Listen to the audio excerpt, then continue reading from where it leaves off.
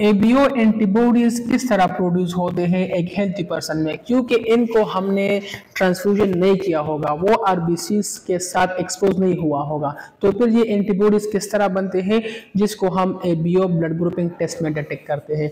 आज आप सीखें कि ये एंटीबॉडीज किस तरह बनते हैं without any exposure to the RBCs.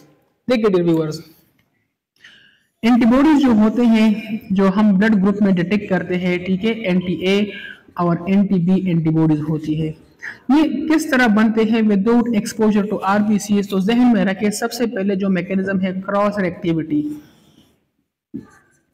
होता क्या है कि हमारे एनवायरनमेंट में बहुत सारे ऐसे एंटीजेंस होते हैं जैसा कि bacteria, viruses, parasite, fungi, pollens. इनमें से कुछ ऐसे होते हैं जिसका एंटीजेनिक मेकअप जो है ना वो हमारे आरबीसीज एंटीजन के साथ मैच होता है, एबीओ एंटीजन के साथ मैच होता है, ठीक है। तो एनवायरमेंटल पैथोजेंस या एनवायरमेंटल एजेंट्स या एनवायरमेंटल केमिकल्स जो होते हैं या पॉलन्स जो होते हैं, इनकी सिमिलरिटी एबीओ एंटीजेंस के साथ होने की वजह से हम इससे एक्सपोज होते हैं डेली बेसिस में, और इसी की एक्सपोजर की वजह से होता क्या है कि anti A, anti B antibodies की प्रोडक्शन वो स्टार्ट हो जाती है। तो एक तो होता है क्रॉस रिएक्टिविटी की वजह से, मतलब ये कि एनवायरमेंटल फैक्टर की वजह से ये होता है, ठीक है। दूसरा जो होता है वो जेनेटिकल प्रेडिस्पोजिशन भी हो सकता है, ठीक है। जेनेटिकल कुछ जीन्स भी ऐसे होते हैं जो वो करता क्या है कि वो कुछ ऐसे प्रोडक्शन कराता है। होता क्या है कि एच एंटीजन को भी जो है ना वो बनाता है आरबीसी के साथ, ठीक है।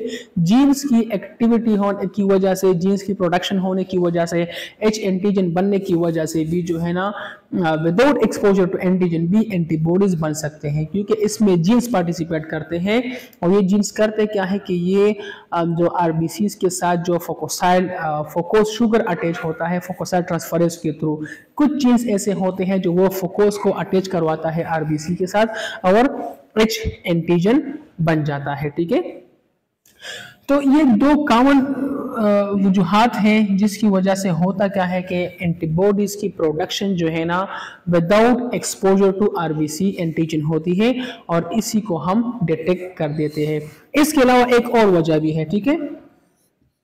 गट माइक्रोबायोम, हमारे गट में जो माइक्रोबायोम होती है, जो नॉर्मल फ्लोरा होती है, जो बैक्टीरिया होती है, ठीक है, उसी की वजह से भी बाजों का जो है ना ये एंटीबॉडीज की प्रोडक्शन होती है और ब्लड में पहले से जो है ना ये बन जाती है। तो गट माइक्रोबायोम, गट फ्लोरा की वजह से, एनवायरमेंटल फैक्टर्स की वजह से, जेनेटिकल रीजन की वजह से होता क्या है कि एंटीबॉडीज प्रोड्यूस होते हैं without exposure to RBC antigen.